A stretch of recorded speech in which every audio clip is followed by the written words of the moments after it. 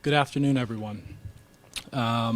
Before we introduced Deshaun, I thought it was important to say that we as an organization know that this transaction has been very difficult for many people, particularly women in our community. And we realize that it has triggered a range of emotions. And that, as well as the nature of the allegations, weighed heavily on all of us, myself, Kevin, Jimmy, Dee, Paul, Whitney, JW, as well as the men and women up and down the organization who were involved in the decision making and vetting process. And it was because of the weight of the anticipated reaction and the nature of the allegations that really pushed us to do as much work as possible, both internally and externally, in terms of understanding the cases and who Deshaun was as a person. And it was through this really 5-month odyssey and the information that we were able to amass, the reference work, and obviously working through due process and the legal process that got us comfortable pursuing a trade for Deshaun. I want to touch on a little bit the work that we did do.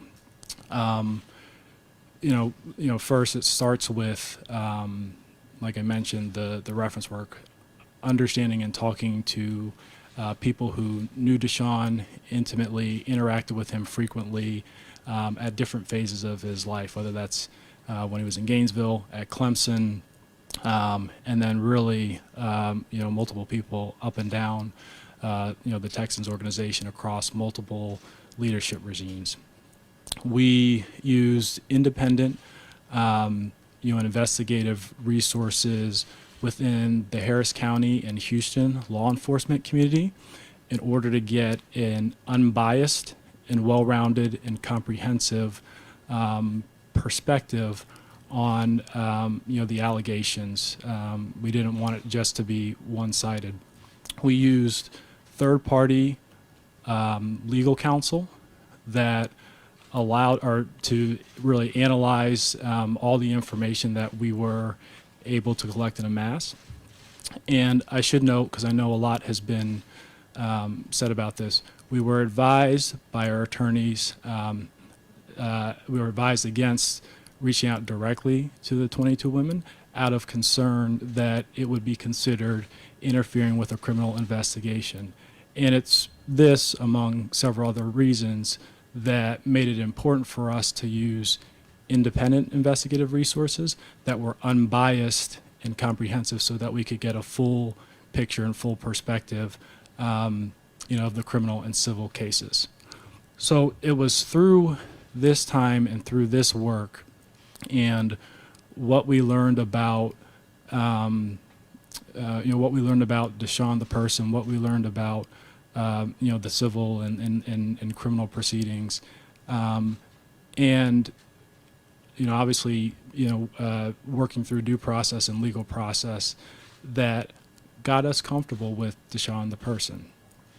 And we realize we're not naive to the fact that there are, many people who aren't as comfortable, with this transaction as we are today. But this is something that we, a trade that we made to be evaluated over the long run. And we do think that there's a strong and detailed body of work about Deshaun, and we do have faith in him as a person. We're not naive to the fact that there's still work to do, and I think Deshaun would be the first to tell you as we integrate him into our organization and the Cleveland community. But we do have faith that Deshaun will not only meet the expectations that we have of any player who we bring into the organization, but exceed them. And we are looking forward to having Deshaun as our starting quarterback for hopefully a long period of time. So with that, I'll pass it to Kevin.